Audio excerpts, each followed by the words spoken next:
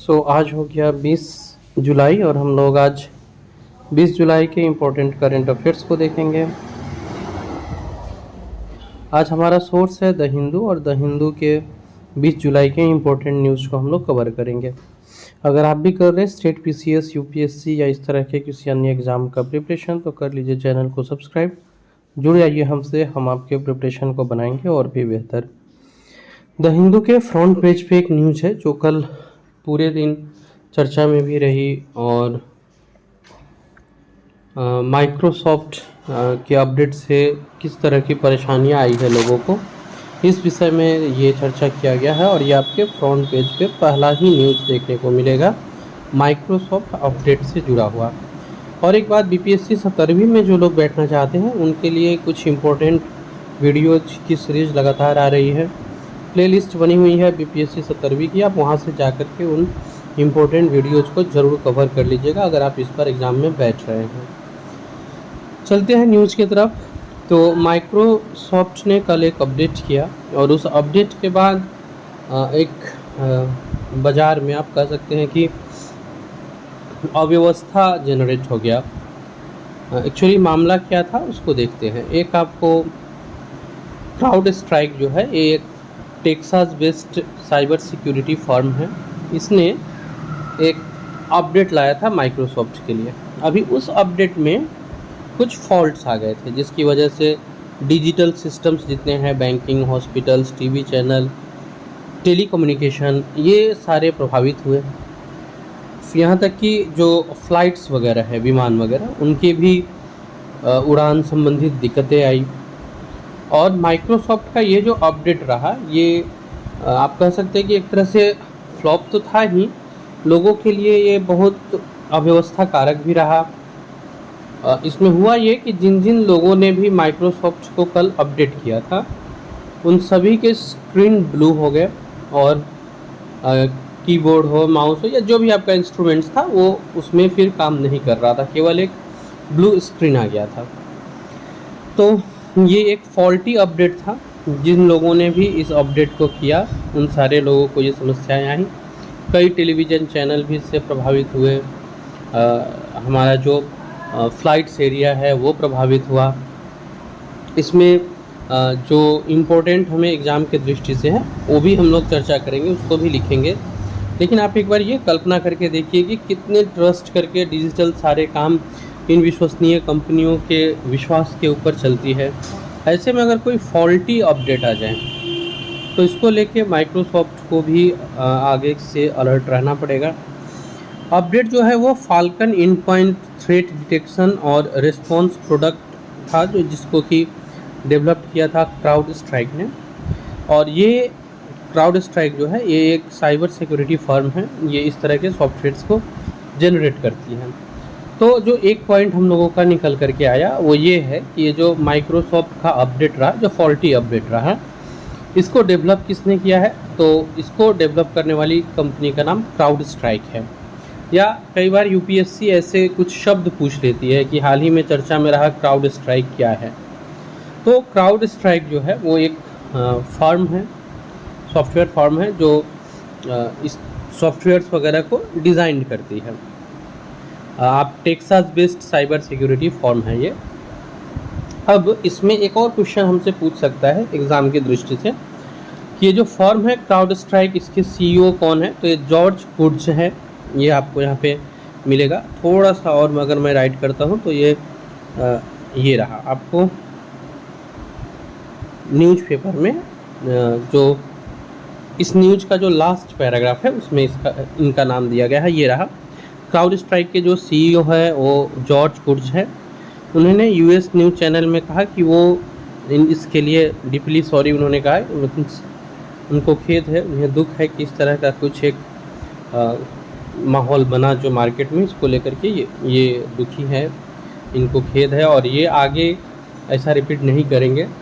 तो ये जो भी था फॉल्टी अपडेट, इसको लेकर के ये इतनी सारी मार्केट में एक अव्यवस्था का निर्माण हो गया था कल। फॉल्टी अपडेट का अर्थ ये होता है कि मैं अपडेट कर रहा हूँ जिस विषय को सोच के वो विषय नहीं हो, और उसका नकारात्मक इम्पैक्ट पड़े या उस विषय से अलग हट के इम्पैक्ट पड़े तो उसको फॉल्टी अपडेट बोलते हैं। किस चीज़ के लिए था ये? तो जो विंडो कंप्यूटर्स हैं वो माइक्रोसॉफ्ट अपडेट पे काम करते हैं, उनके लिए था। किसने तैयार किया था? तो falcon in point threat detection point was developed by crowd strike, ये लिखा हुआ मीन्स क्राउड स्ट्राइक ने इसको डेवलप किया था। CEO हो गए जॉर्ज कुर्च। अब आते हैं एक न्यूज़ जो बहुत चर्चे में है बांग्लादेश को लेकर के। बांग्लादेश में बहुत कुछ आरक्षण को लेकर के कल भी हम लोगों ने चर्चा किया था। वहाँ एक विद्रोह जनरेट हो गया है, तो 105 व्यक्ति मारे जा चुके हैं। कल टीवी न्यूज़ चैनल्स को भी डिस्ट्रॉय करने की कोशिश की गई। फिर जेल भरो आंदोलन चल रहा है, तो बहुत सारे लोग जेल में भी गए हैं। बांग्लादेश ये हमारा पड़ोसी कंट्री भी है और आपको ये इम्पोर्टेंट हो जाता है हमारे एग्ज़ाम के लिए भी। तो इनके कुछ चीज़ है, जैसे कि बांग्लादेश के प्रधानमंत्री का नाम इस बार इलेक्शन में उनके खिलाफ कोई खड़ा ही नहीं हुआ था। तो ये सब वो पॉइंट है जो आप नोट करके रखेंगे। बांग्लादेश अनरेस्ट से जुड़ा हुआ ये बातें हैं। अब हम लोग आगे बढ़ते हैं, देखते हैं कुछ इस तरह के न्यूज़ और हैं, तो उनको हम लोग एक बार कवर करने की कोशिश करते हैं। एक न्यूज़ यहाँ देखने को मिल रहा है बांग्लादेश के बाद, वेट,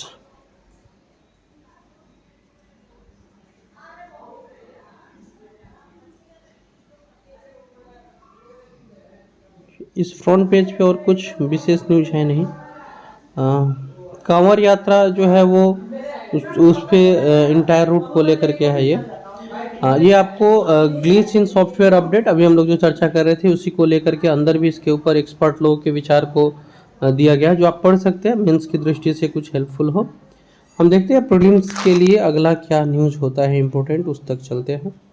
हाँ, एक ये है BS ओडो, ये OD ये क्या है, ये आप यहाँ से पढ़ करके फाइंड आउट कर सकते हैं। हाँ, ये रिबूटिंग सिस्टम से जुड़ा हुआ है। हम लोग जो इम्पोर्टेंट न्यूज़ ढूंढ रहे हैं उस तक चलते हैं। इसके बाद में आज का जो एडिटोरियल है एक बहुत अच्छा और बहुत इम्पोर्टेंट एडिटोरियल है, ये जो आपको द हिंदू में लेफ्ट साइड में देखने को मिलेगा, रॉन्ग हेडेड पॉलिसी को लेके। कर्नाटका में जब ये बिल लाया गया, हम लोग पिछले वीडियो में चर्चा किए हुए, कर्नाटका में बिल लाया गया है जॉब्स को रिजर्व करने के लिए। ये जो एडिटोरियल है रॉन्ग हेडेड पॉलिसी, ये बहुत अच्छा एडिटोरियल है प्रीलिम्स और मेंस दोनों की दृष्टि से। मैं इसको डिकोड करता हूँ और आप वो समझने का प्रयास कीजिएगा। इसमें आपको प्रीलिम्स के लिए कुछ इम्पोर्टेंट फैक्ट्स मिल जाएंगे और मेंस के लिए भी एक बहुत अच्छा चर्चा है। पिछले वीडियो में हम लोगों ने चर्चा किया हुआ था कि कर्नाटक ने एक बिल पारित किया है जिसमें वो जॉब को रिजर्व कर रहा है अपने लोकल लोगों के लिए। अब बात ये है, जैसे उसका पहले टर्म्स हम लोग एक बार देख ले, तो पहला टर्म्स ये था कि 50% मैनेजमेंट सेक्टर के लिए और नॉन मैनेजमेंट सेक्टर के लिए 75% का आरक्षण हो।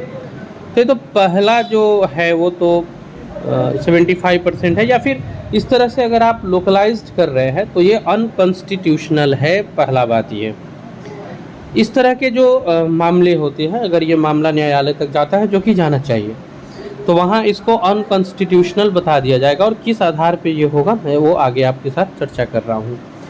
आपने पॉलिटी में कुछ इम्पोर्टेंट अनुच्छेद पढ़े होंगे, 19, 16 अगर आपको याद है उसमें, तो हम लोगों ने अनुच्छेद 16 में क्या पढ़ा था, लोक नियोजन में समानता। ठीक है, आरक्षण उसमें जो देना है वो किस स्तर से देना है उसका भी वर्णन है वहाँ। लेकिन ये जो बिल है जिसमें ये बात की जा रही है कि जो लोकल कैंडिडेट्स है वो मैनेजमेंट में 50% और नॉन मैनेजमेंट पोजीशन में 70% तक का आरक्षण रहेगा। इसी तरह का बिल आंध्र प्रदेश ने 2019 में पारित किया था, हरियाणा ने 2020 में पारित किया था, झारखंड ने भी 2023 में पारित किया था। हालांकि एक अंतर इस बिल में और भी ज़्यादा है, इसमें एक और कंडीशन डाला गया है। कर्नाटका वाले बिल में एक और कंडीशन ऐड किया गया है कि उनको कन्नड़ भाषा में प्रोफिशिएंट होना पड़ेगा, मीन्स कन्नड़ भाषा उनको धारा प्रवाह आना चाहिए। ये भी एक क्राइटेरिया उन्होंने रखा है एलिजिबिलिटी में लोकल कैंडिडेट के लिए। हरियाणा और आंध्र प्रदेश वाले मामले में ऐसा नहीं था। फिर भी पंजाब और हरियाणा के हाई कोर्ट ने इस हरियाणा के बिल को क्वेश्चन कर दिया था, ये कहते हुए कि ये सबसे पहले आर्टिकल 14 का हनन कर रहे हैं।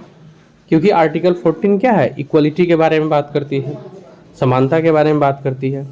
आर्टिकल 19 जो संविधान का है कि हम पूरे भारत में कहीं पे भी जाकर के व्यापार व्यवसाय कार्य कर सकते हैं, इसका हनन हो रहा है। देन क्या है, एक और क्लॉज इसमें यूज होगा, एक और जो आर्टिकल्स यूज होगा वो होगा आर्टिकल 16 का जो थर्ड है, 16 का जो थर्ड है उसमें आंध्र प्रदेश एक्ट जो है, इसमें ये मामला अभी भी कोर्ट में चल रहा है। झारखंड वाले ने तो इम्प्लीमेंट नहीं किया। इन सब के अगर आप ऊपर आते हैं तो कर्नाटका बिल जो है ये आर्टिकल 16(3) का भी वायोलेशन करता है, 16(3) का भी वायोलेशन करता है। और ये अलाउ करता है कि रिजर्वेशन जो हो वो रेसिडेंस के आधार पे हो, जो कि वैलिड नहीं है। कॉन्स्टिट्यूशन के आधार से आप जन्म स्थान के नाम पे किसी भी तरह का भेदभाव नहीं कर सकते हैं। तो ये एक इम्पोर्टेंट हो गया। इसके बाद है कि आपको लेबर प्रोटेक्शंस डिस्पाइट्स है, तो आपको अगर पूरे भारत में यही चीज़ शुरू हो जाए कि सब लोग अपना अपना रिजर्वेशन करने लगे, 70% है, कल को 90% हो जाए, फिर 100% हो जाए, तो फिर ये हमारे यहाँ तो यूनिटी का जो बात हम लोग करते हैं वो भी गया। अब है कि सर परिस्थिति ऐसा है कि लोकल्स को नहीं मिल रहे हैं तो आदमी क्या करे। तो ऐसे में आप जनरेट कीजिए जॉब, और ऐसे आप लोकल्स लोगों को अगर आप जॉब प्रोवाइड कराना चाहते हैं तो आप उनसे जुड़े हुए किसी कार्य को लेके आ सकते हैं। सो फ्रेंड्स, आज की वीडियो में इतना ही रहा। हम लोग मिलते हैं अपने अगले वीडियो में। तब तक के लिए आप अपने प्रिपरेशन को एंजॉय करें।